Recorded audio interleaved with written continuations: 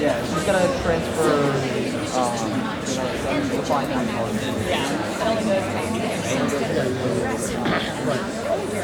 kept going back to Hello and welcome. As a courtesy to the performers and your fellow audience members, please turn off all phones, pagers, beepers, Blackberries, and Palm Pilots. Thank you for attending this performance of The Connector.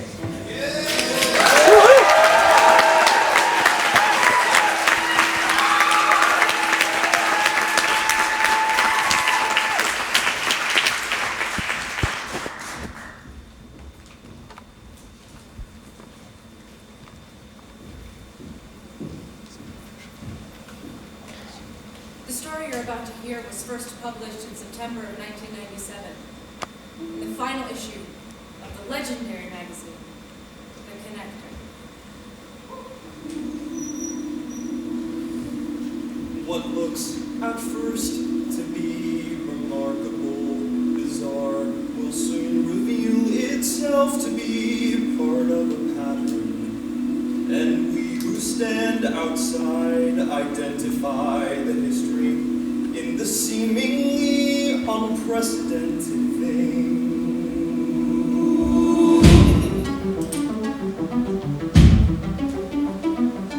A young man dreamed in 1944 of a magazine that spoke for his generation.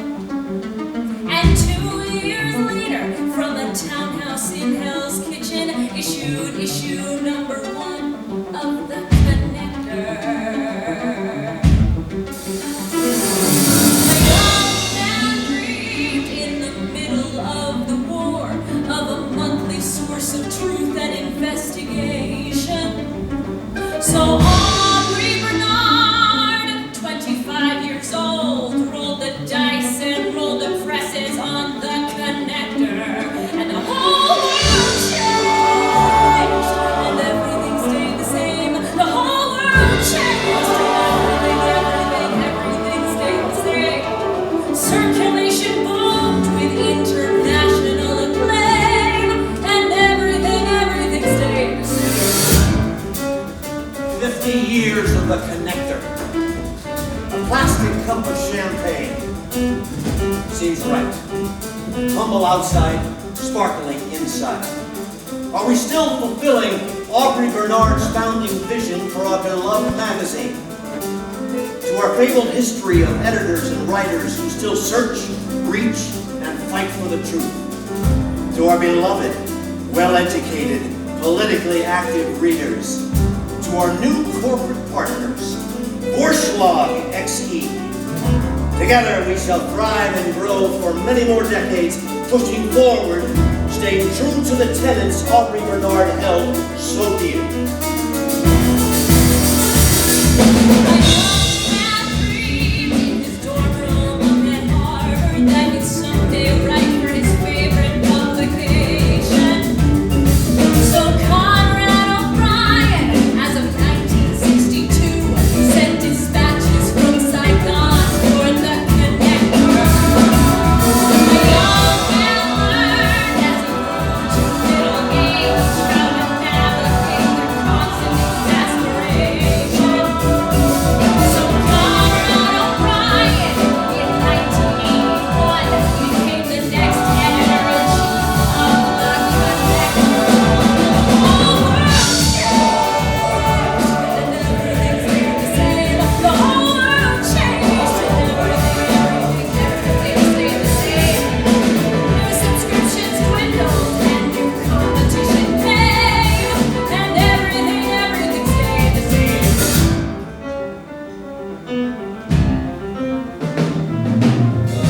We talk a lot about the truth around here. The truth is not just something verified. The truth is palpable, tangible, real.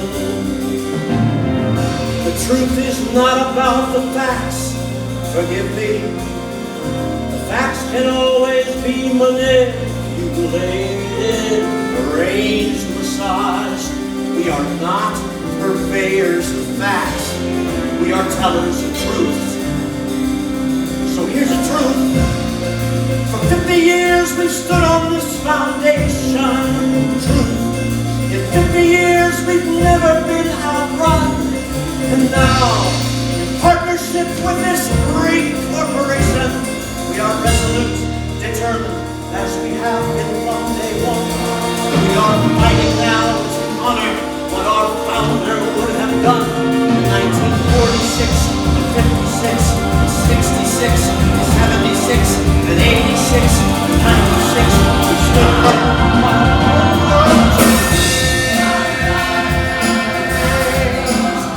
whole world.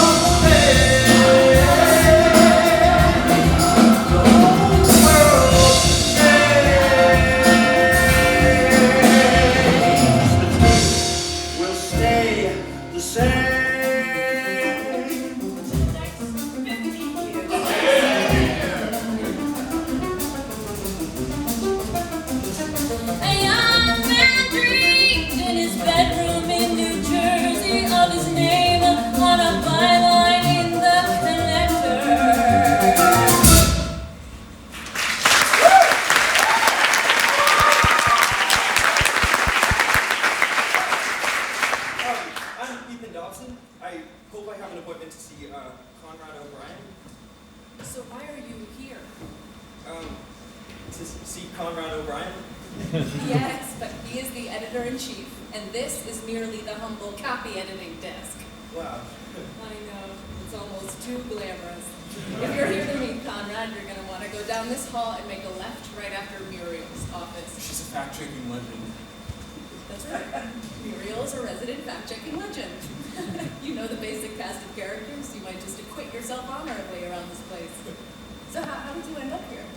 Well, I've wanted to work at the Connector ever since I realized I have to work somewhere. Yeah. I think I was the only kid in Fort Worth who actually had my own subscription. Follow me, okay? How did you convince Conrad to meet with you? Oh, you meant how did I truly end up here in these offices today? Yeah. I wrote a story for the Princetonian. Oh, Ivy League. Fancy. So you're in college? I'm an alum now, a graduate, thank you very much. Mr. O'Brien's wife apparently liked my story and showed it to Mr. O'Brien. Oh, I didn't know that was a thing. Yeah, I'm hoping to maybe expand it, so maybe Mr. O'Brien will re-edit it and, maybe publish it. He'll probably just say an encouraging word or two and show me the door. Speaking of showing you the door, that's Conrad's office. I'm Robin Martinez. Nice to meet you, Robin. Thanks. Good luck, Ethan.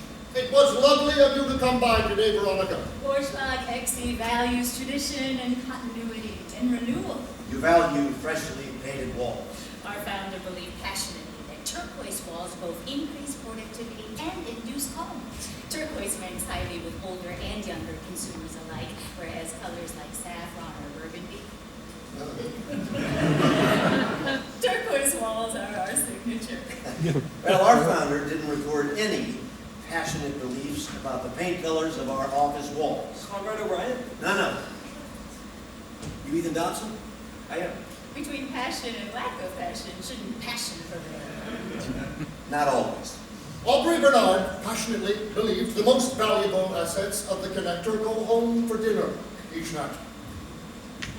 It is such an honor to meet you, sir. Not sir. Please, come in. Come in. Excuse the mess. Well, some of the mess. We're having the offices painted. Well, looks good to me. Well, the new owners assure me the only thing they want to change are the colors of our office walls. We shall see. Sit down. Well, thank you for giving me a chance to meet you. Do you know how many times during the years I've been editing this magazine, Eileen suggested that I meet somebody from her alumni newspaper? It's happened exactly once before, I think, right? That's exactly right. Your wife showed you Barton Gelman's story, which you then bought, expanded, edited, and published, if memory serves. That's correct. How did you know that? Well, that story's attained an almost mythical status at Princeton. I confirmed it at the library on both AlleyWeb and InfoSeek. I don't know what those are. AlleyWeb and InfoSeek. They're search engines for the World Wide Web. They can be helpful. Our new owners seem to think that we should start a Connector website. Well, I think that The Connector is the best magazine in the world on an issue-to-issue basis, and it's never been better than it is under your stewardship. Well, flattery will get you everywhere with some people. Flattery isn't why I wanted to meet you. Sorry. Your piece is one of the most well-written articles I've read by somebody I've never heard of before, let alone somebody so young. I promise I'm not usually speechless. When I was reporting, I was a bloodhound. I could find anybody. I used to find characters that nobody else could find. This magazine needs somebody who knows how to do what I used to do. Somebody who knows how to find a unique character who's living right now in the 1990s. That's what this article is. That's what I want in my magazine. The second story is harder than the first. And the third story is harder than the second. So the question I have to answer is, do I think you're a one-trick pony or a legacy writer?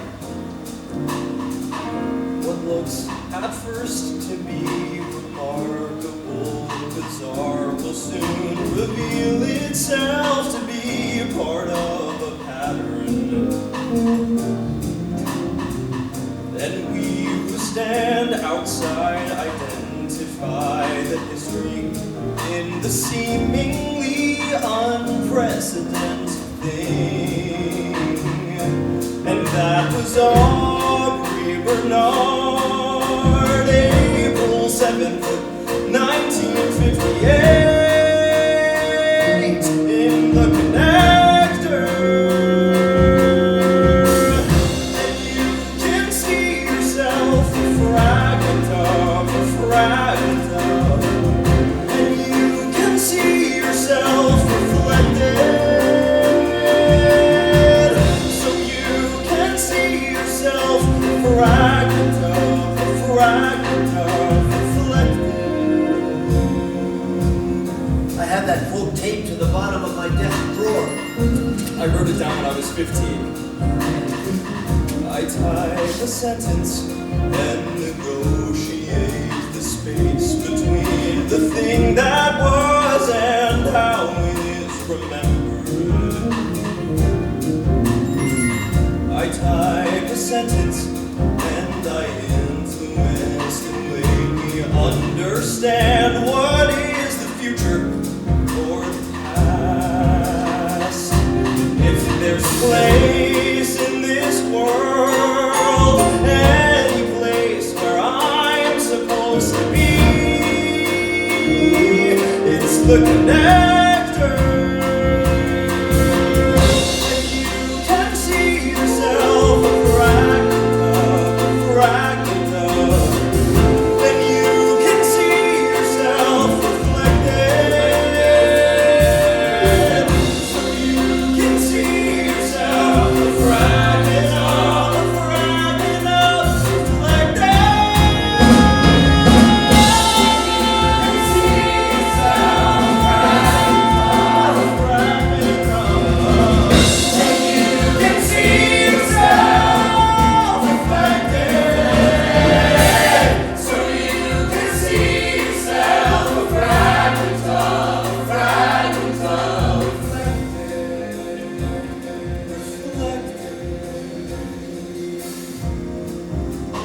Welcome to The Connector, kid.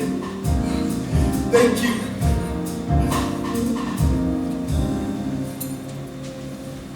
Oh, Robin, you should be happy to hear I have decided to publish this wonderful new piece by Raphael Come. I look forward to reading it, Conrad. About the story I sent you. Yes, great. Get that on my desk. I want to see it. No, I did. It's on your desk right now. Great. Great. Keep going. I'll take a look at it. Let me know what you think about Raphael's story. Well,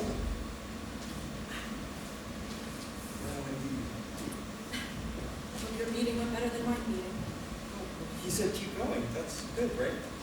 He doesn't know the difference between Cuba and Mexico.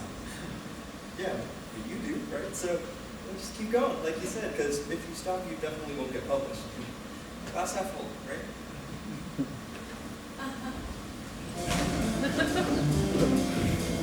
Thank you.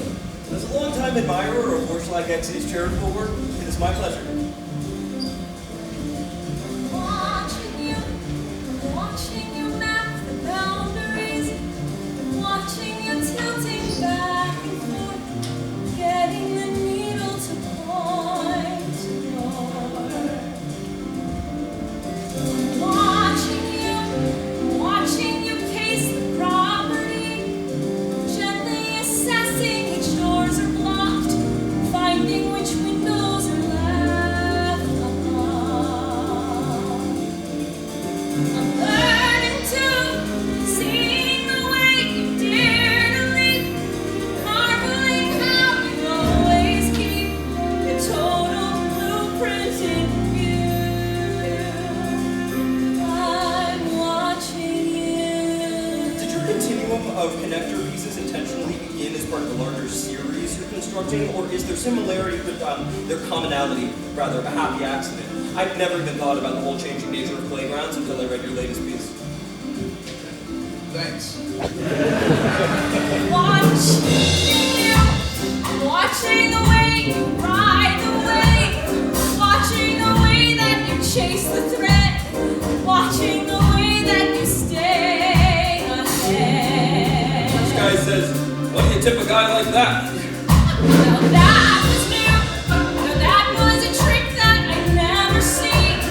Just when I thought you lost the plot, you call back a clue that we all forgot. Okay, let's grab an adult beverage, kiddo.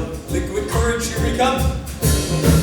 Follow through the left-handed volley across the net. A flip where you don't even break a sweat. Could I ever do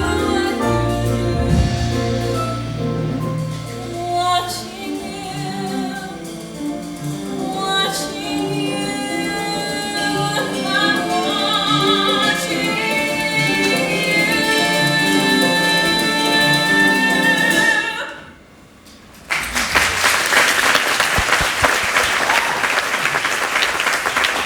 Waldo and Sky, a Greenwich Village story. Ethan Dobson's first article for The Connector from the April 1996 issue. On a Friday night earlier this summer, I entered a bar on a quiet street in the West Village. After squeezing through a knot of middle-aged gentlemen heroically singing the entire Barbra Streisand songbook, I made my way to the corner in the back, where a boisterous crowd of NYU students surrounded a small table upon which lay a battle-scarred Scrabble board held together by duct tape. Seated at that table was Waldo Pine, the village's own Sultan of Scrab. Unshaved, unsober, and allegedly undefeated. I sat down across the table from Waldo, laid down the obligatory $20 bill, fished 7 wooden tiles out of a greasy bag, and asked him how he did it. 1, 2, 3, 4, 5. Jora. I like to start with a word that's probably something you've never heard. And off you get as I said, Jora. 48 points, you've got 30 seconds. Ooh, what's this coming down the chute? Haven, that's cute. See, I'm in your head, so sayonara. 15 by 15's the borders of my land. 15 by 15's the world I understand. So come on in, take a look around, relax, kick off your shoes. But there's one seven-letter word that you are never gonna use. Success! I leave my middle name with my middle name weren't Dan. Success! You say I can't do that, but I do that because I can. Success! Set up a target, put on the blindfold on this. Now you might have seen another boy do it before, but he do it like this. Assayed, that's a bingo. All 7 letters, 50-point bonus. Plus, I turn Haven into Shaven. 75 points. Don't make it so easy for me to roll. Some folks just be too loud, and I do better inside a crowd, cause I like the noise and the validation. Look at you, just trying to think your vocabulary pushed to the brink, but you can't avoid the humiliation. Bingo by bingo, our lady frat boys low. I know the lingo, you Princeton greens don't know. They said there's a boy in a piano bar playing Scrabble, getting how rich? Maybe you heard of a little girl, this wonder it looks like now, bitch. Success! The lighter touched my mitre, kissed my ring. Success! Use your dictionary, it's not gonna change a thing. Success! Meaning victory, that's my hour. I'm valedictory, it's not a trick to me. Words just stick to me. You look sick to me. Come on, children, sing. All the answers are flowing in the grid above the grid. You can't take them like you need. You just breathe them in like clouds. I was reading the Bible, and I thought how lonely we are. I thought how lonely we are. I thought how lonely we are. In my family, I'd always been the killer Scrabble player, but after 10 minutes, Waldo was ahead of me by well over 300 points. Success is what I'm dressing, happy on the cow. Hope you enjoyed the lesson, I'll take that 20 now. I got to ramble like Joseph Campbell with four on this. Thinking I've seen another boy do it before, but he didn't do it, didn't do it, didn't do it. No one didn't do it like this. 2 weeks later, I brought some friends down to the village, but when we got to the bar, the door had been padlocked and there was a real estate sign hanging in the window. As we walked away, something caught my eye in a pile of leaves. To my surprise, it was a single wooden tile, and like a private inscrutable message, written on it, the letter H. 4 points. Incidentally, Jara is a tree.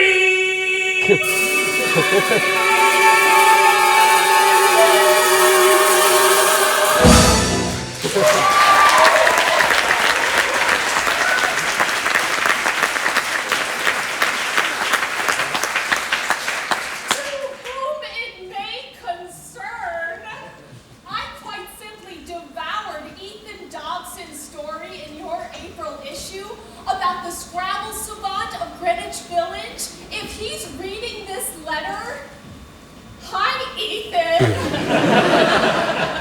You keep writing, I'll keep reading.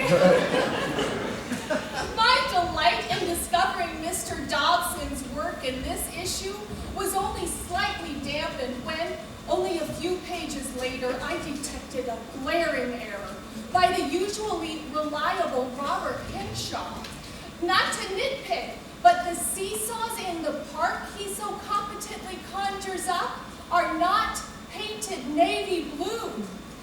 They are unquestionably cerulean. They're still as fun as ever in a way that transcends color, of course. But I'm just trying to keep you all honest there in the big city. Especially yours, Mona Bland. Of course it's on me. You're the one we're celebrating tonight. You can take me out when my first story gets published in the magazine. If my first story ever gets published in the magazine. No, it will. It will. You write like a modern combination of Eudora Welty and Janet Malcolm. I like the way you compliment Ethan. I'm not sure I believe it, but I like it. You really think I write well enough to push through the glass ceiling without getting shards stuck in my arteries? That's vivid. I have nightmares that I will copy edit my own obituary after some man who's younger than I am gets to write it. Vivid nightmares. To think that Aubrey Bernard regularly got shit-faced in this very bar. All the history. All the slightly tipsy, wood-paneled, secret handshake, patriarchal history. You can sort of smell it. Right? You can almost feel it. You want some food to provide a foundation for these cocktails? No, I'm good. You? No, maybe later, midnight pancakes or something. I used to have midnight pancakes with my brother Billy at the Livingston Diner in New Jersey back in high school. I used to serve Van Cliburn midnight pancakes in Fort Worth.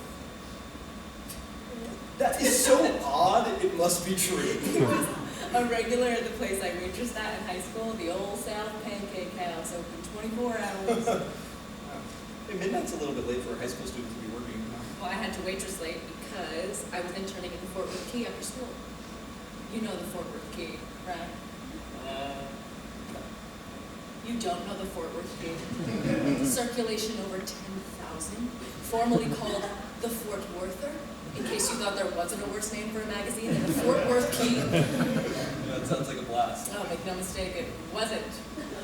There was always an ad for the Old South Pancake House in the Fort Worth Key, so I would be at my unpaid internship making sure that month's ad for the restaurant I was waitressing at later that night looked just right.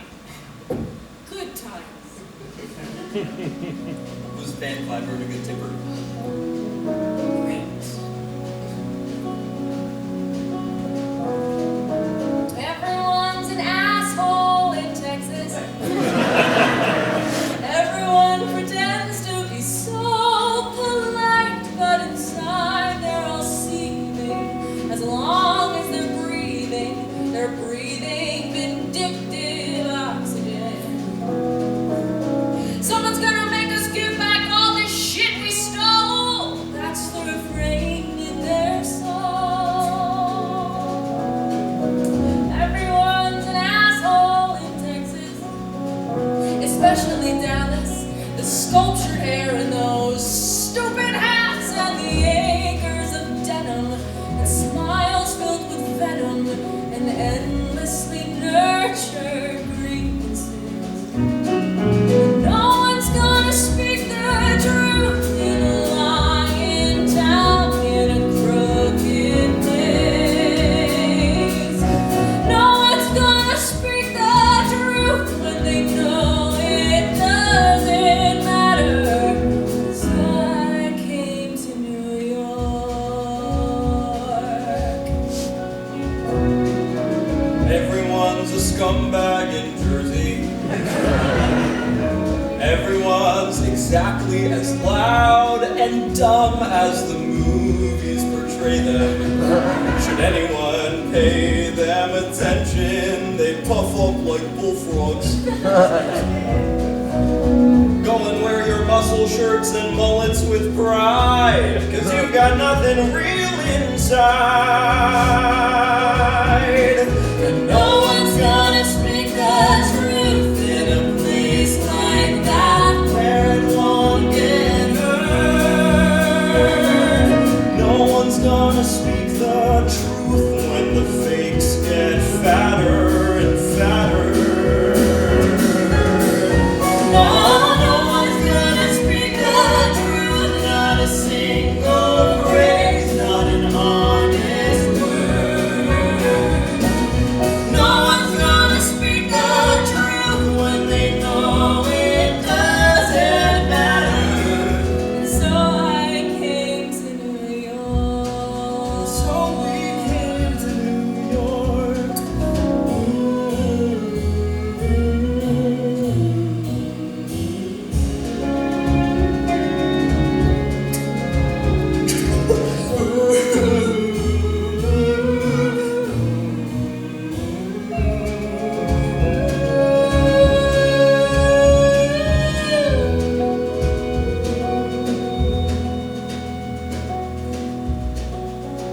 To your first published article. Okay.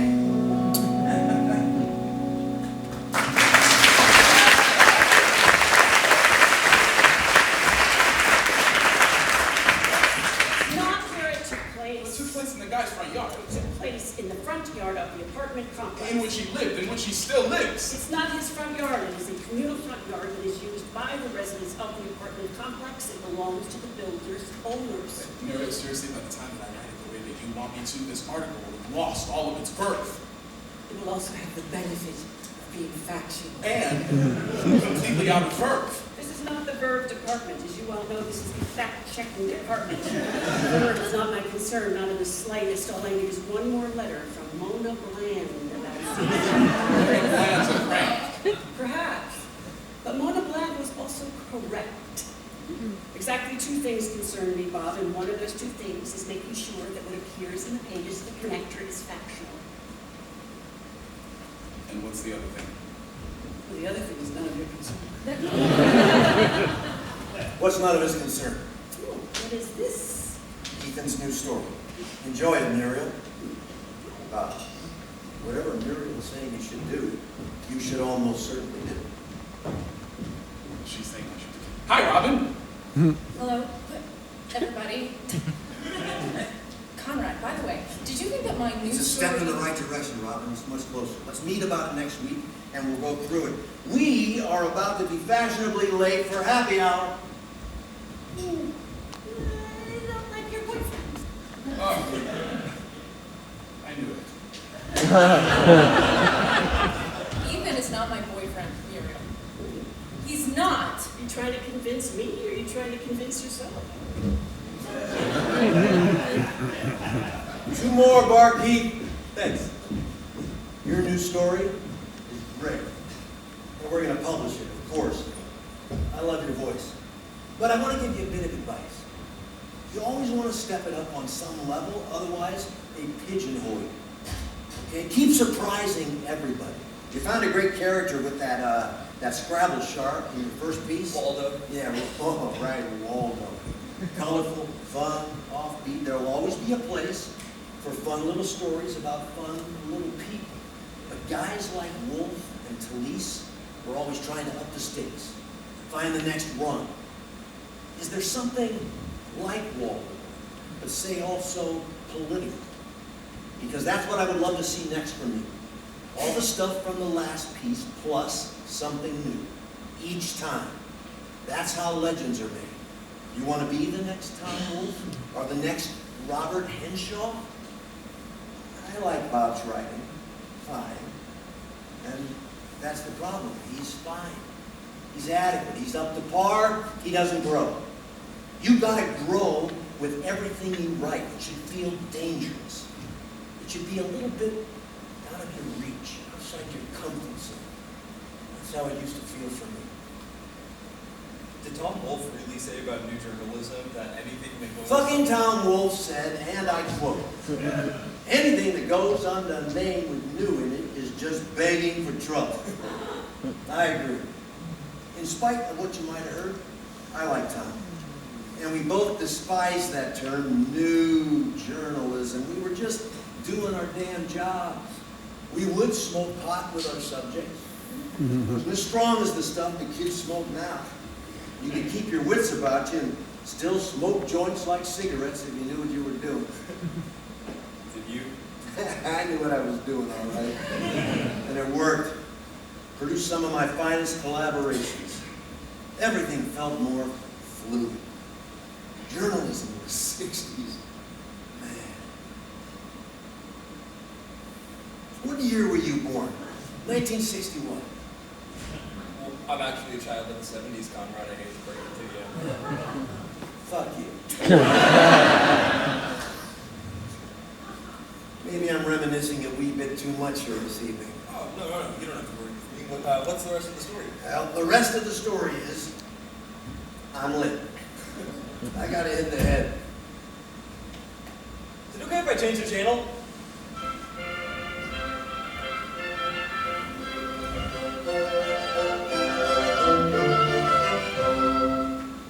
Hello, I'm Brian Lamb.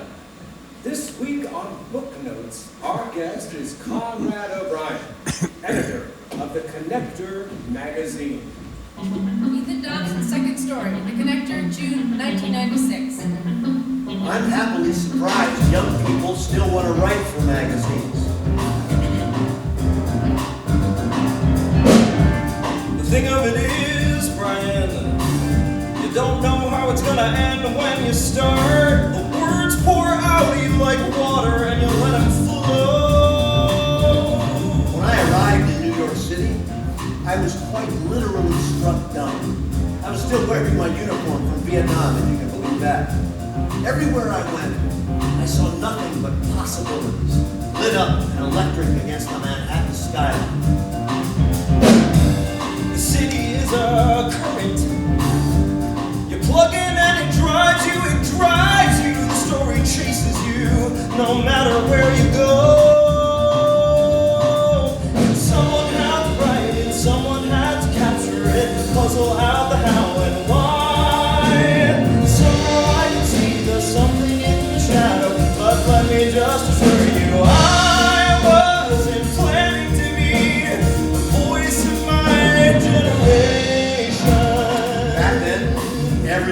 smoked and everybody drank at lunch. It was mandatory. You do your real work in the morning because by the afternoon, it was like the Wild West. Before you leave you become part of a bigger conversation. You're a landmark on the landscape when you've barely settled in. Ethan Dobson's third story, The Connector, August 1996. There are certain expectations. You have to insulate yourself from the glamour. You have to shut it down or you get deafened by the wind. Connector saved my life. I was here to write it. I was here to capture it. 24 or 25. I was on the edge of more than I could handle, but even from the outset, I never wanted to be the voice of my generation. The voice of his generation, indeed. What a pleasure it is to read the prose of Ethan Dobson with ever more frequency in your magazine's pages. The way Mr. Dobson writes, about weather especially, makes me think he's a kindred spirit. I wonder if he's from New England. He sure writes like it. I'll be honest, I was slightly miffed not to hear back regarding those cerulean seesaws I previously wrote to you about. Henri Bernard, as you well know, famously answered most letters to the editor personally during his stewardship of The Connector. Perhaps your response is crisscrossing this letter in the mail right now! In which case, disregard this friendly nudge. Patience is a virtue, sure, but hey, even virtues have limits, especially yours, Mona Bland. Ethan Dobson's fourth story, The Connector, November 1996. I wasn't trying to be some literary sensation. I wasn't looking to see the paths of my coronation. One more headline, one more headline, one more month goes by, and I wasn't asking to be the voice of my generation. You know what I didn't do? Write the same damn story time after time. I bled for my stories. That's what it took. Ethan Dobson's fifth story, The Connector, February 1997. The thing of it is, Brian, talent just does what it does. I'm sure some people have a problem with that. Thank you, Brian. Have a good night.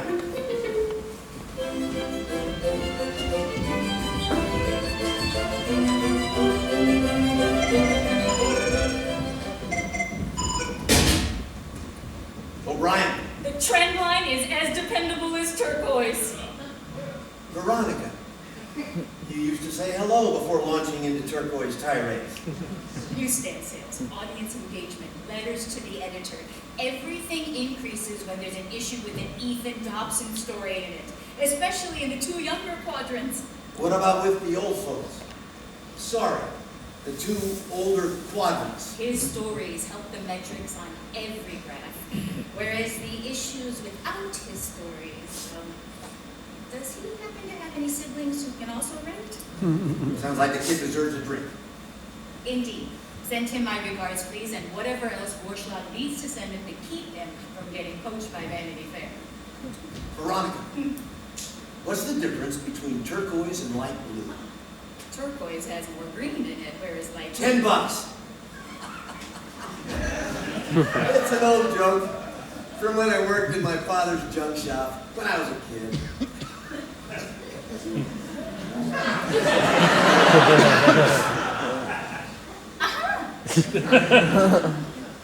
I'll send Ethan your regards. Please, I look forward to his next piece as always.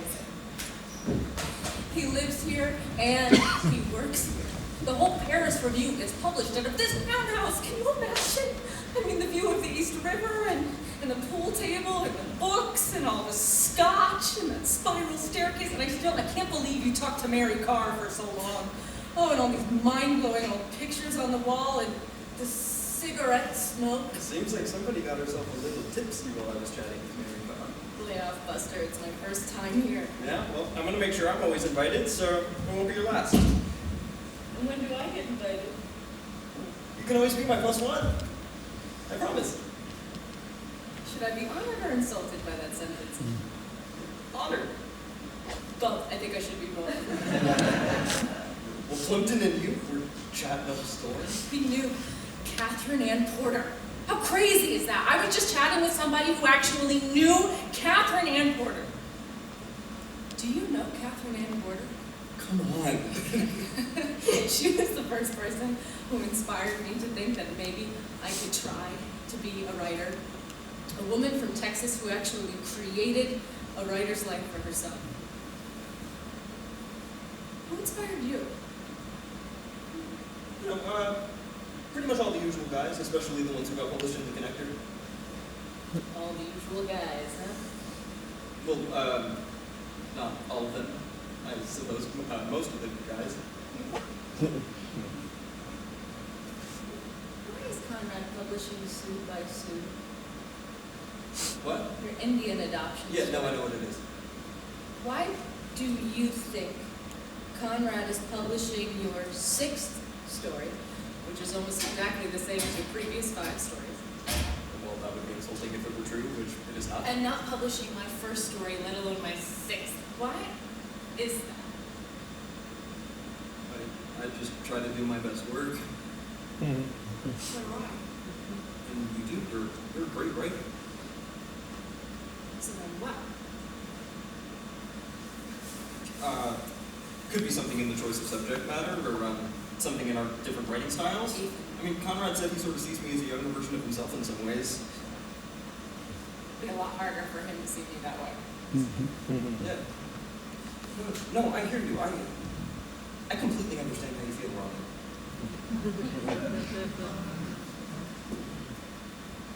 You really think you've hit the ball, don't you?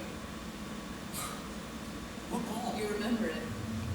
You remember standing at the plate, swinging, and the sound of the bat, and thinking to yourself, well, it isn't a homer, but it almost feels better. Okay, why are we talking about baseball? You don't even like baseball. Because you were born on 3rd base. All of you fucking Ivy League boys were born on 3rd base, but in your case, I think you truly believe you've hit a triple. You just have to pitch Conrad stories that break a little. Not stories that sail straight across the middle of the plate. Oh, speaking of Conrad, hey! I thought you were coming tonight!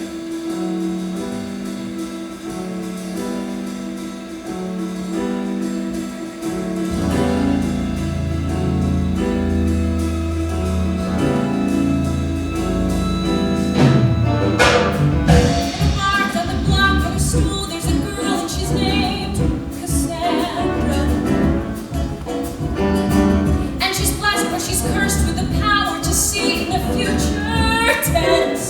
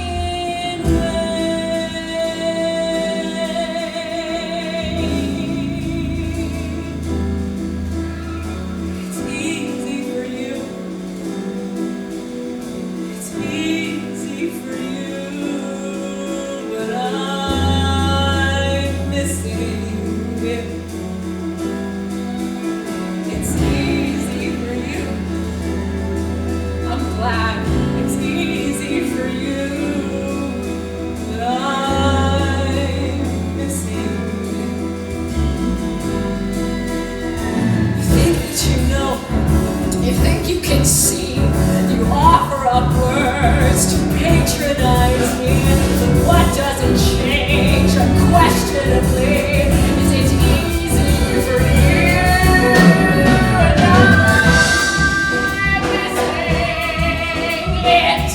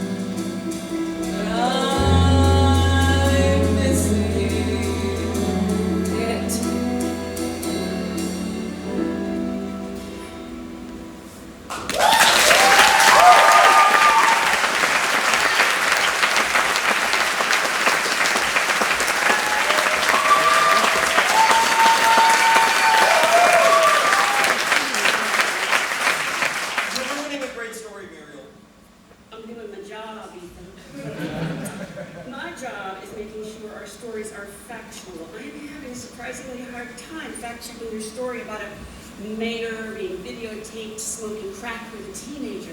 It's not about any particular fact, Muriel. It's a character study, and you're missing the bigger picture. It's a character study. It also happens to be the takedown of the mayor of Jersey City, but it's a character study. So who cares if any of it's true? That, what you just said, that's the point. To be clear, it's a character study of a guy exposing that man. I hope you're not going to condescend to me with semantics, Conrad. Everybody's known for years that Wheeler's corrupt, and Ethan nailed him. Which is exactly what I want Ethan to be doing at the Connector. He stepped it up. This is a legitimate political scoop. Zachary on his way? Please. What is my job here exactly if I can't verify any of the facts that are related here? You can verify that the facts were related. The story is about the story that I was told by Willis. The whole point of the article is to ask, well, what is truth? Is truth the same thing as fact? Muriel, the legal stuff is why Zachary is on his way. There you are, Zachary. Muriel, the legal stuff is why Zachary is here. I feel like we're... Hi, Zachary Flesher, General Counsel for the magazine. I understand Muriel's concern here. Thank you. But I'm not running in here saying, stop the presses. We just need to be a little covered. That's all. Your guy said this? Verbatim? Of course. Yeah, these are all my notes. It's all there. Willis didn't need spicing up. You don't have any audio recordings? No, that was never going to work with this. Willis was understandably hypersensitive to recording devices of any kind. Understandably. Obviously, I can't interview Willis myself. Obviously and conveniently. Muriel, this is a character study, not a secret vendetta against your department here. If Willis was lying and I transcribed the lie and we print that in quotes, isn't that the truth of what she said? The quotation marks are the key. I'm comfortable with him saying his source said it, which of course doesn't mean any of it is remotely true. We are accusing the mayor of Jersey Not City. we're not. Willis is accusing the mayor, Ethan is reporting. Right? Based on this, that appears to be not to be provably false at this moment. About that sort of videotape, your source could quite possibly just be a ranting lunatic.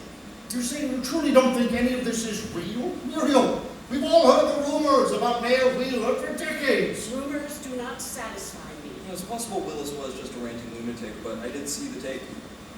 You did? What? Yeah, Willis showed me the tape. Then why didn't you write that? Because I like it like this. Keeping you guessing is the point. Heath, you could have saved us all a lot of time here. So, where's the tape? Who knows? There was only one copy. And Willis, well, you know. Of course, Conrad. Muriel, you read like a fact checker, and thank goodness for that. Most everybody else who picks up the connector reads like a person. Mr. Bernard would never accept cheating. A shortcut is not the same as a cheat. Aubrey made shortcuts all the time. Show me one. The dock worker story. That's not A shortcut? A composite character isn't a shortcut? Muriel, do you remember when Aubrey published my first story? I didn't. So do I. He trusted me, and he knew what I did wasn't easy, and he valued the work, and I will never forget the moment he said, "Conrad's one of our writers now." Well, Ethan's one of our writers now. And if one of our writers swears to me that Willis showed him the tape, do you swear that Willis showed you the tape? Yes. Then I'm backing you, and we're good here. Okay. So, if this sentence here is changed to clarify that you saw the tape, that you say you saw the tape, and no one else here at the magazine saw the tape, I can handle that. Sound good to everybody? Ethan's on the hook, not us. That's really our position. Look, Wheeler's office is going to treat this story like a bomb, no matter how it's written. You swear you saw the tape. I just did. And I will again. I swear. You don't have a copy of the death certificate in your notes. Muriel, let it go. That's your call. It is. Fine. Thank you, Conrad. Well, Monday morning should be lots of fun for all of us. Depending on how this situation plays out, if things really ramp up, I might advise you to perhaps look into retaining personal counsel. Okay, I know what I saw. okay then. Good meeting. Nice story.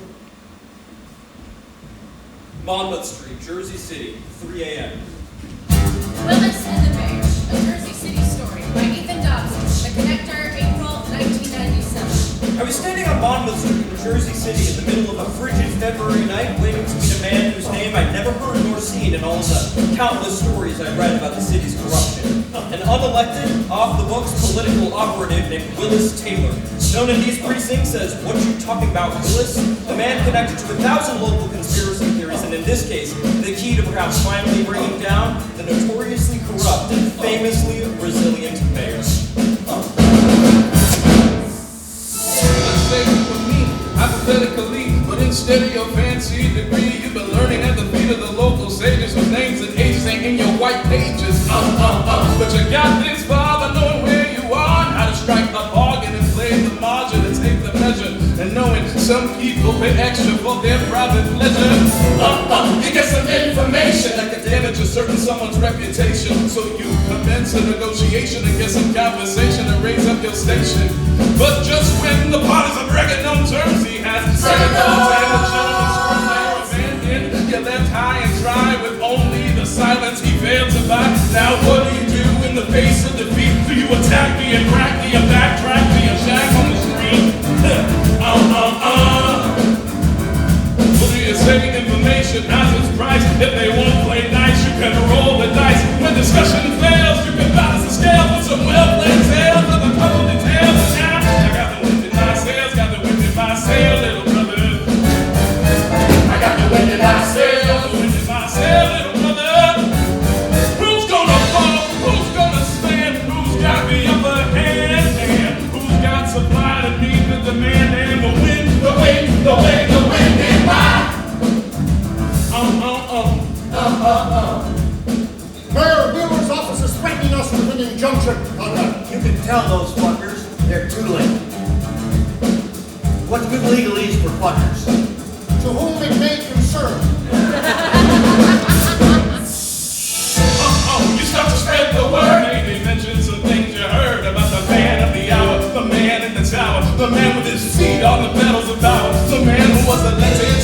the tide of crime has been pursuing some ruinous doings with his time. The brother spent his day with the BTA, but at night he gets tight and on with the right. So, you think the voters will understand if he's seen with some tea between his knees and a crack pipe in his hands? I don't think so. I think the boys from Channel 4 will be lining up out my door when they see it ain't just talk, it ain't just trash, it's the truth. Like I'm moving, y'all got cash in that. Got the wind in my sails, little brother. I got the wind in my sails, got the wind in my sails, little brother.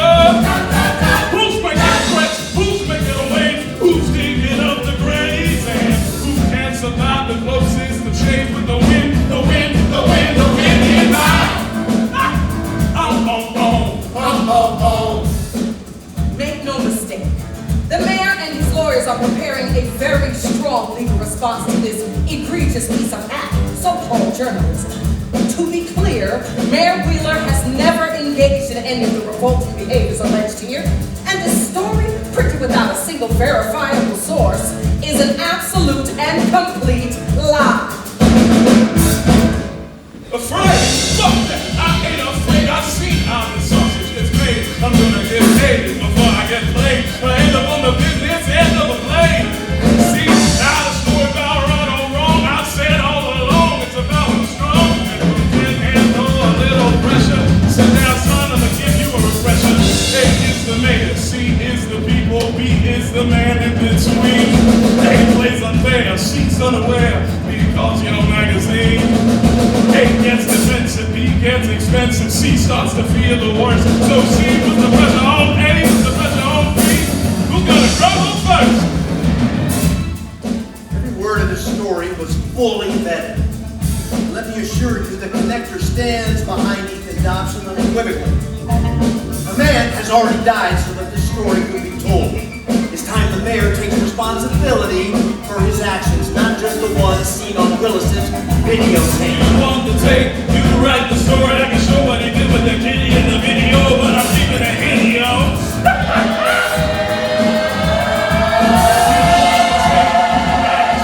The only leverage I got in this whole plot, the reason I ain't been shy, you can guess, it's a VHS of the whole damn mess, and the fact that I'm still alive is gonna lie.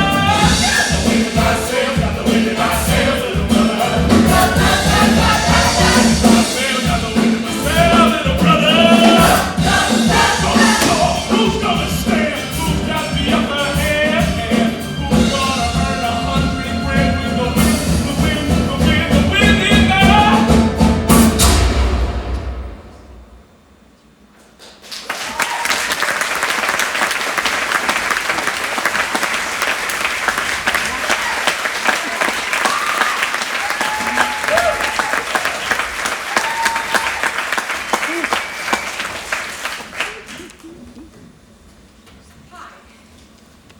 I'm Robin Martinez. I am. Nestor Feinman. I'm honored. Thrilled to have you. To have anybody from the connector jumping ship and coming on board the New York Press. I'm thrilled to be coming here. Great piece. I love your title. How to Get Out of Texas. Backwards in high heels. I'm so glad you didn't hate it. Quite the opposite. I'll be editing it, although it doesn't seem like you'll have much use for me.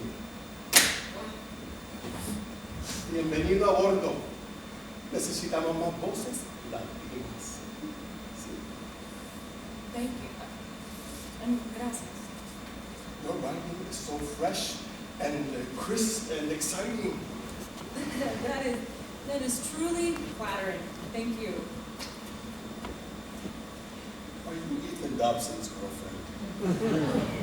Not unless you know something I don't, Nestor. No, I'm just a fan. I mean, that Jersey City story. How do you find that guy? He's so talented. Yep, sure is. I think I should maybe stop talking now. Let me know if you need anything. Sounds good, Nestor. It's a hell of a story. Oh, thanks. Yeah, I love the way you wrote about Willis showing you the tape. So glad, Bob. You know, when I realized you could be saying that played it for you, or that he could just held up a tape for you to see, That was your intention, am I right? Yep. Yeah, so glad you like that. Not sure everybody caught that little bit straight. Yeah, I wish I could meet a guy like Willis. Any tips? Ethan, come on in. Hi, Conrad. Hi, Bob. Good chatting with Oh, you yeah. as always. You wanted to see me, Conrad? I did. So you're sure nobody besides Willis had a copy of the Wheeler videotape? We're doing this again? Conrad, you said you were behind me. I swore. You might want to turn on the TV in 15 minutes and watch the news on Channel 11. Mayor Wheeler is supposedly resigning. Seems like somebody had another copy of that tape. Holy shit. Holy shit. On behalf of Warschlag, heartiest congratulations, Ethan. You could win the National Magazine Award for this one, son. Should we submit it in feature writing or making public interest? Feature writing. Wow. How? Yeah. Feature writing. I mean, it is a character study, but like I think feature writing is the right category for you indeed. I'm glad I stuck my neck out for you. Me too. More single back issue order requests than the Connector has seen in at least 2 decades. Thank you, Conrad. You can thank me when you get the Pulitzer. To the lucky person who reads these letters over there, please pass this one along to Ethan Dobson, along with my sincere congratulations for being a National Magazine Award nominated finalist for Willis and the Mayor, a Jersey City story.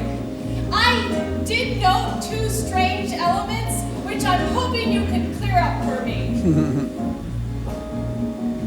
Amy's there with her cap and gown and the BFA in her hand, and she says, now what? $80,000, she says, now what? I said, honey, now what? Could be the theme song of your generation.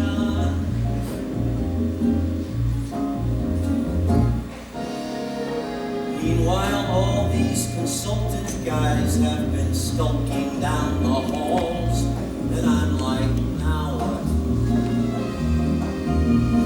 First time in my life, I'm thinking, now what? They move me the steering wheel, but they get the gas and brake.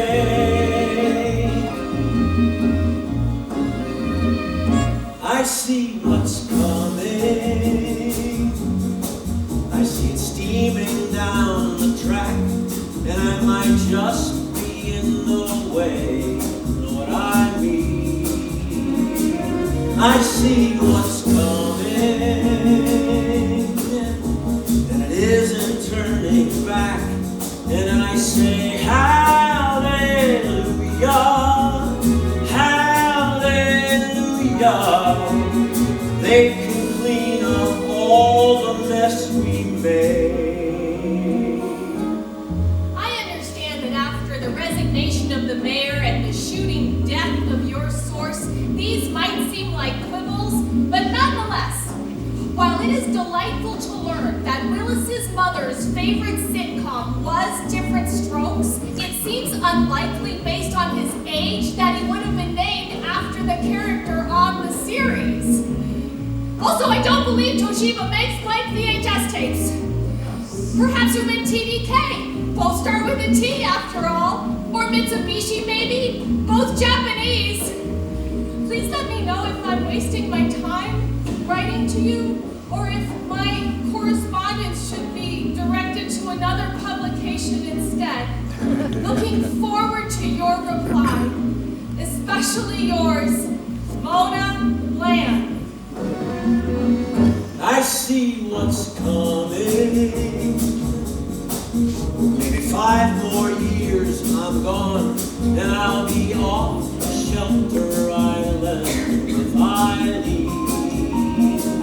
I see what's coming, and when I hand off that baton, will I say hallelujah, hallelujah. Aubrey handed all this off to me. We decided what this thing should be.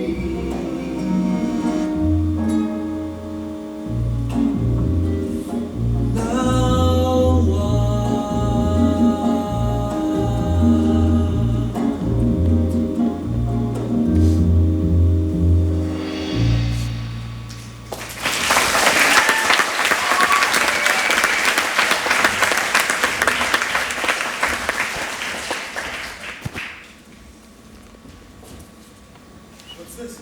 The new issue of the New Yorker Press. Oh, thanks. They published my story. What? Where? It starts on page 12. Huh. You cleared this with Conrad? I don't have to clear it with Conrad. I'm a copy editor. I'm not a connector writer. No, you're apparently a freelance writer at the New Yorker Press. They published my story. They want my writing over there. Robin, it's a free newspaper. It's barely a paper. You're a snob. I think it's got some great writing. And I won't be freelance. They offered me a staff position. Oh, I didn't even know they used copy editors there. They didn't offer me a copy editing job. They offered me a staff writing job. They let women write over there. Revolutionary concept, I know. You're not actually thinking about taking this job. I took it. Robin, what? That paper's like the equivalent of a mimeograph, maybe. It's not even a step down. It's not in the same league as us. Ethan, have you seen the circulation numbers lately? The Connector is no longer in the same league, you think? Well, to quote, or rather, to paraphrase Aubrey Bernard. Oh, Aubrey Bernard is dead, Ethan. His secret handshake is no longer secret, and his bar tab is all closed out. Okay, well, if you want to leave and go work for some giveaway newspaper, maybe your old job at the Fort Worth Keys ago. Oh.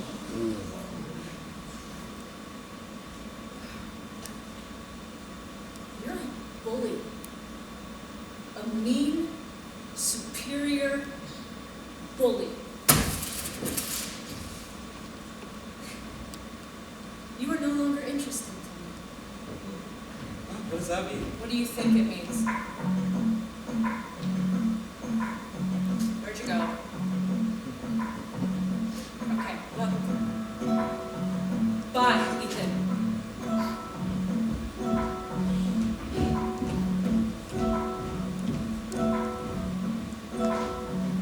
Man walks down the street. La la la la la la la la. A man hurries down a busy street. La la la la la la la la. A pale old man in a dusty suit hurries down a busy street.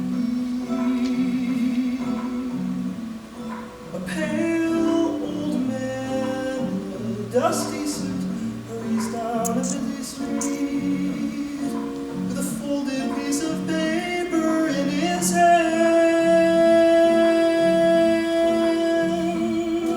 A prayer is written on the folded piece of paper in his hand. La, la, la, la, la, la.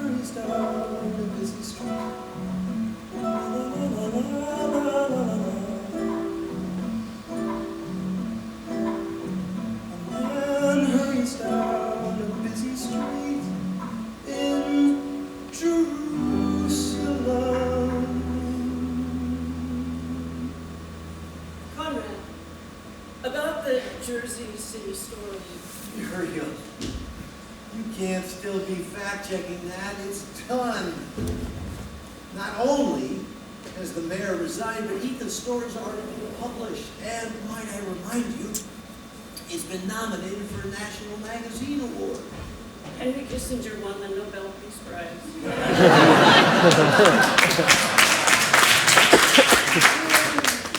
Ethan's now Henry Kissinger. Muriel, don't you think that's a tad unfair? Have you looked at our latest circulation numbers? I have. You're right. Ethan is conclusively not Henry Kissinger. What was the name of that art forger that we profiled? You've never liked Ethan. Why? Because he can write beautifully, talk his way into the confidence of any anonymous source or of any record. His excuses, his empty compliments, his flattery that's meant to charm, and none of it works for me. It's too slick. It's too fast. The first advice I got at this magazine from Mr. Bernard when I began working here was, you want something done right, you do it yourself. You want something done wrong, rush yourself. And don't proofread.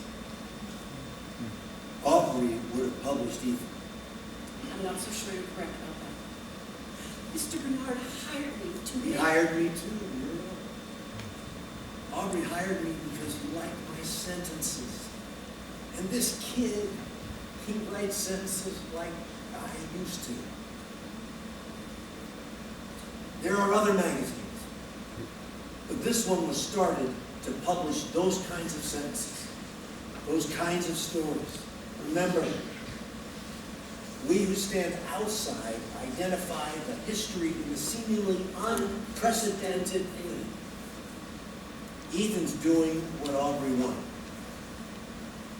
Mr. Bernard and his editors noted in the first issue of the question. Will anybody remember us? That's right. That's the right question.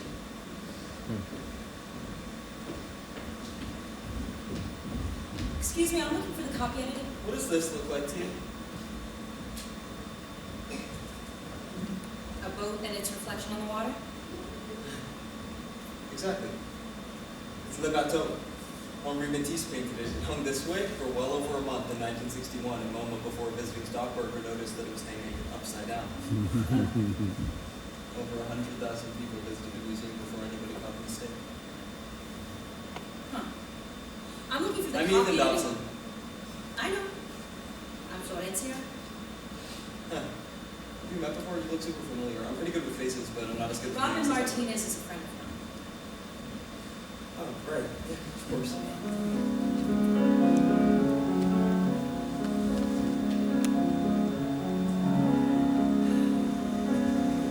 I don't have a lot of time. I marched with Dr. King once in Chicago. Nobody knows this. I've never told. But if anyone should doubt it, you can see me in a photo on the front of the Tribune above the throne. And I used to have a scar from a bottle someone threw, and I realized it's not a thing you'd think that I would do. But I heard so much and read so much about the man, and so I had to go. I had to know. Robin told me there's a copy edited job. Who better to hear about it from than she who created it? Yeah, okay. You're going to want to make a left and then go down to the end of the hall. Great, thanks. Can you tell Robin something from me? Sure. Tell her that I read her Texas story in the New York Press. It was really gorgeous. Tell her I loved the part about midnight pancakes. My brother, this is heavily symbolic.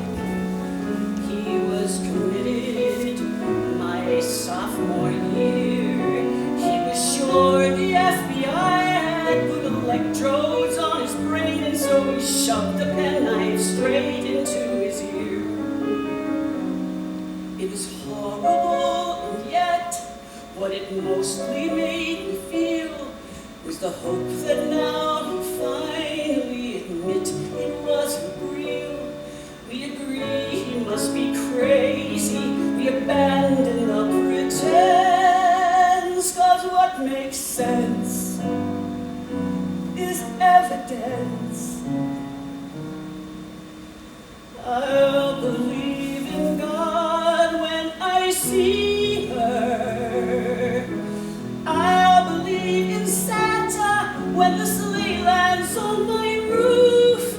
It's not an aberration. I don't lack imagination, but my faith is predicated on proof.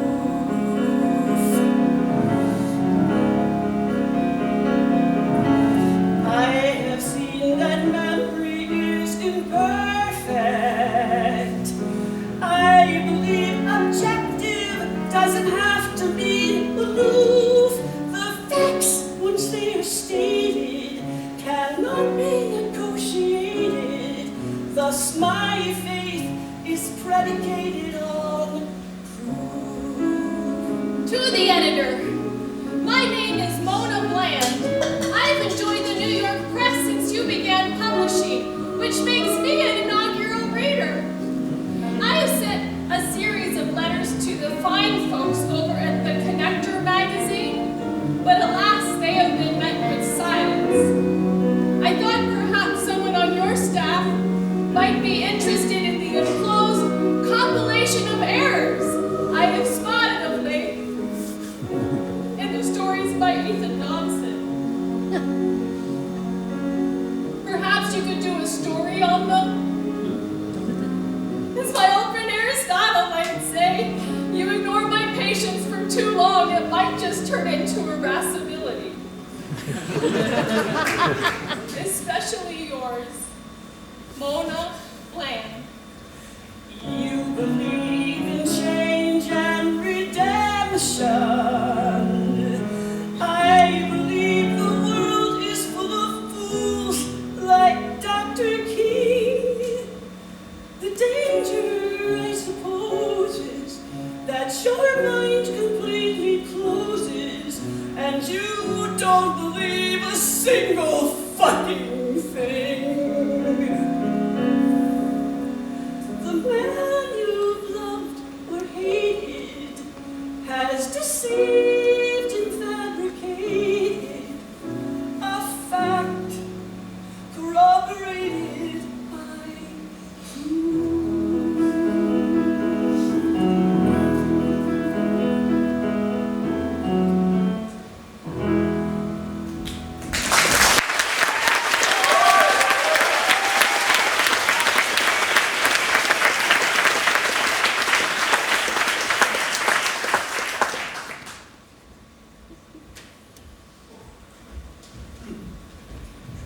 I found it, Conrad. That makes one of us. This is still my office, isn't it? Found what? Not what. Who. I found the character. The person who can take us to a whole new level. The person who you've wanted me to find since the day that you hired me. This one's international. I'm going to have to spend some time in Jerusalem. Make sure to get receipts. You know how people write down wishes and they put them into the Western Wall? I put one in myself. Back in I found the best character ever. She's beyond belief. I have to tread extra carefully with this one, but I just had to tell you. I'm feeling so left out. Yeah, plus, with the expenses, I wanted to make sure that I didn't just, like disappear before getting her okay. Thoughtful of you. Now, if that's all, I'm going to need my own office back for a meeting. If that's all right. Yeah, it's all yours. It's all yours, boss. So long. Receipts.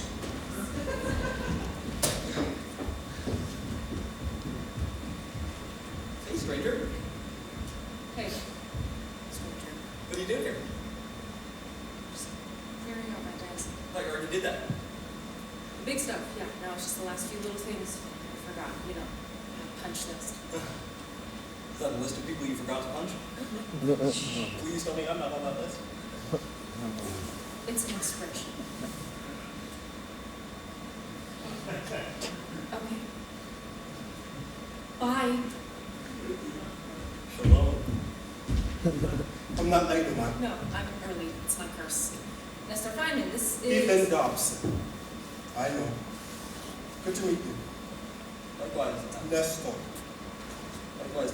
Nestor, must be quite a lot of stuff in that punch list if you need help carrying it. I do hate tossing things out. You never know when something seemingly incidental and garbage-like might come in handy. Right? Yeah, I suppose that's true. Robin, great. Come on in. And Mr. Feynman, Mr. Comrade O'Brien. It's an honor to meet you, Mr. O'Brien. Call me Conrad, please. Come on in. Say, Conrad. Yes, Ethan. Shalom. Okay.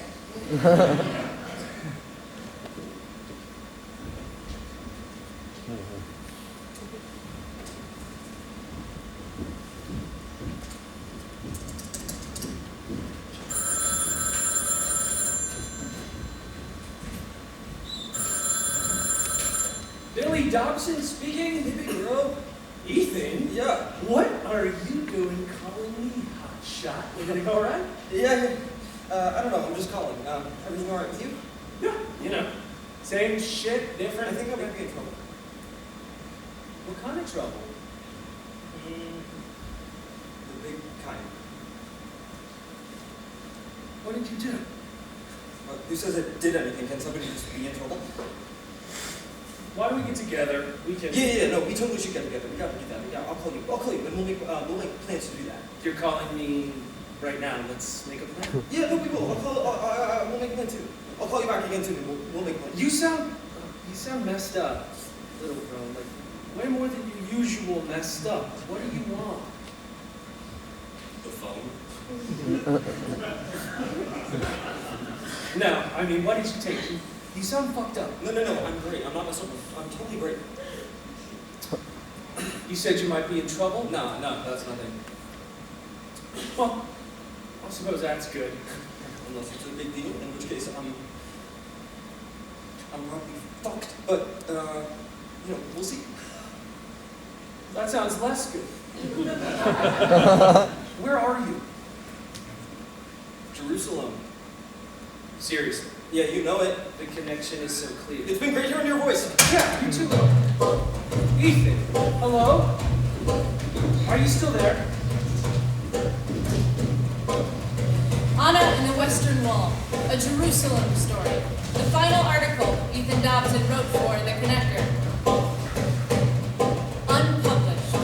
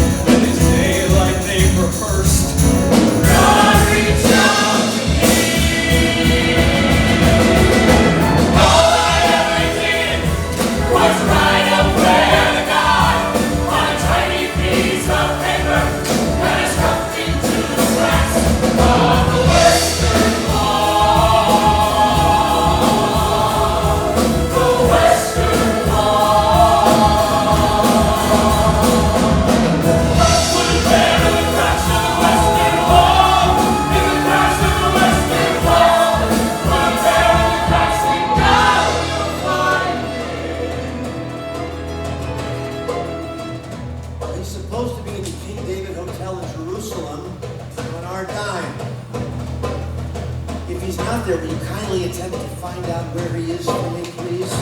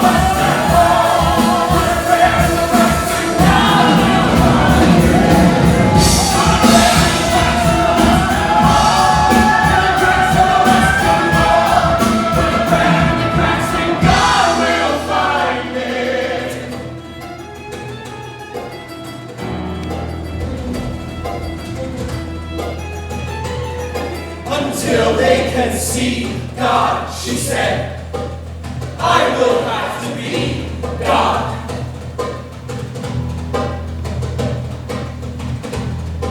I have to ask you some questions, okay? Have we done something wrong, Conrad? Is this your notebook from the Willis Taylor article? It is.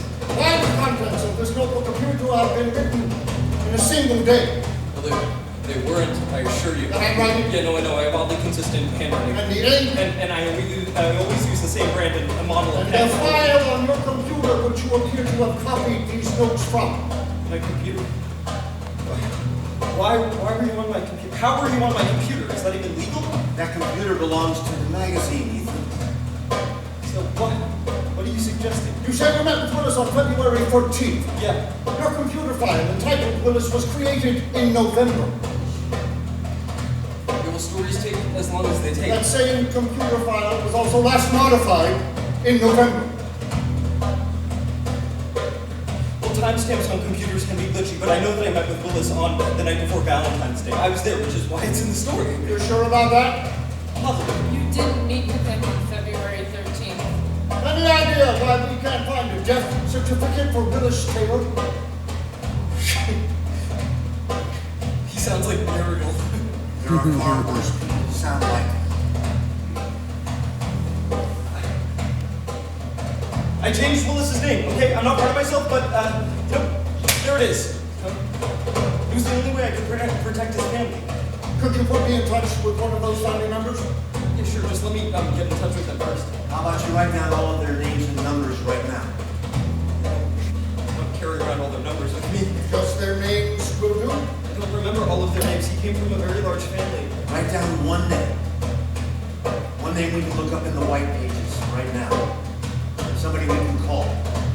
Somebody who exists. Nothing.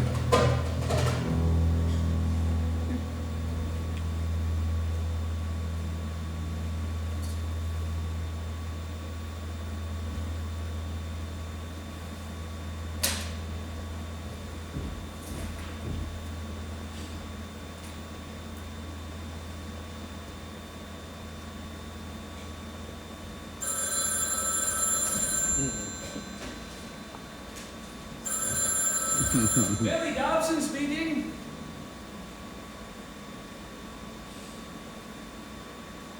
Did you say Billy Dobson? That's right. And who's this? This is Conrad O'Brien. And what can I do for you? This is Conrad O'Brien from the Connector magazine. Oh? So you know my brother? I'm not sure. Is everything okay? Your brother will call you and explain.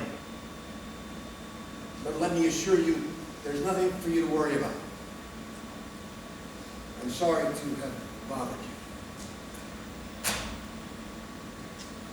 you. Are you continuing to insist that everything in this article is completely factual? I thought you guys were supposed to be on my side. She doesn't even work here anymore. What is she doing here? Robin, would you hand me that letter, please? This is from a woman named Mona Bland. It was sent to Miss Martinez at the New York Press. I'd like you to take a look at it.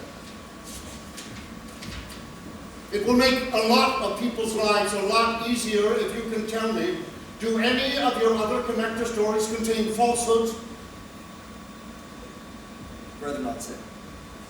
Plagiarism, any other kind of fakery? I'd rather not say. Was anything you wrote true?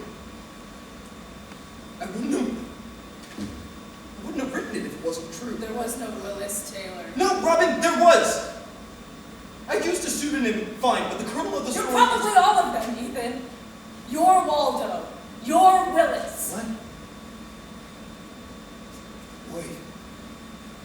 Are you Willis? Are you Willis? Good Lord. Is any of it true? Have you fucking been to Jerusalem?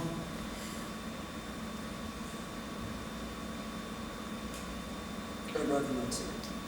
I think we're done here. I didn't do anything wrong! Do you remember when I advised you to perhaps look into retaining personal counsel, kid? This would be a superb time to do just that. No! The mayor resigned. There was a tape. That's not going to help us. Conrad, I set the board conference call for 4:30. Is that enough time? Sure. I'd love to stay and chat. But I should go compose my resignation letter. Let me talk to Veronica and the Vorslag guys and see if there's any wiggle room Skip here. it. Okay. Truth is not just what you say it is, Ethan. Did you want this? Did you want to destroy this? Because I'm standing here. And I'm staring at you. And I cannot begin to understand.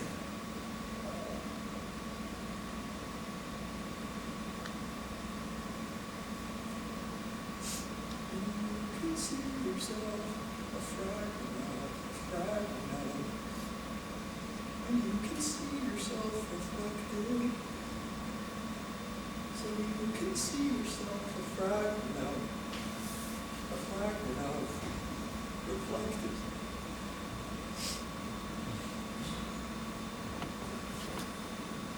Well, I should Robin, Ethan. The stories would have been just as good if you had told the truth. Take care.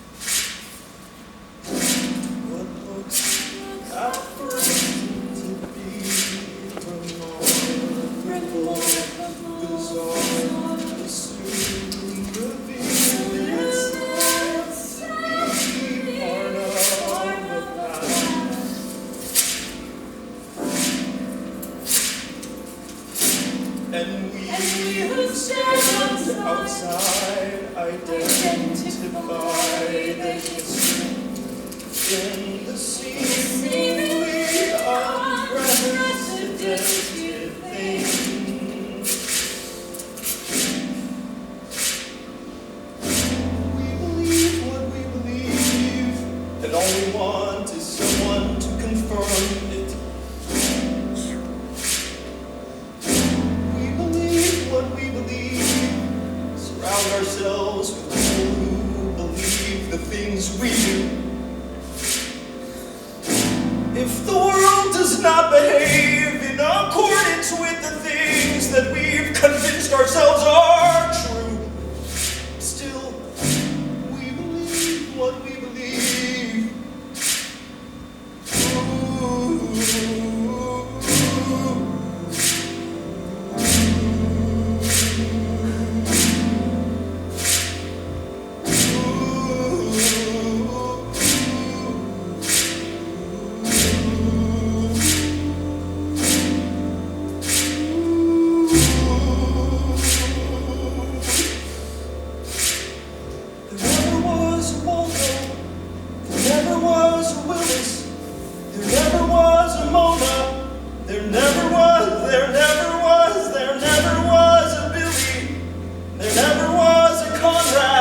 There never was a Robin.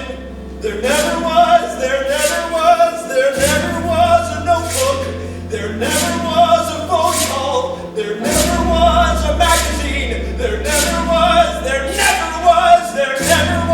an airplane. There never was a prophecy. There never was a motorcade. There never was a Holocaust. There never was.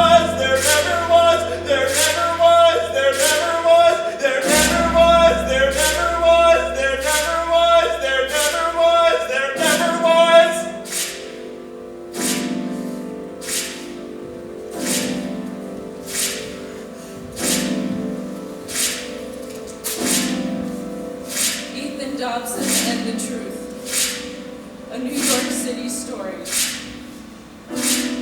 by Robin Martinez, the final issue of The Connector, September 1997.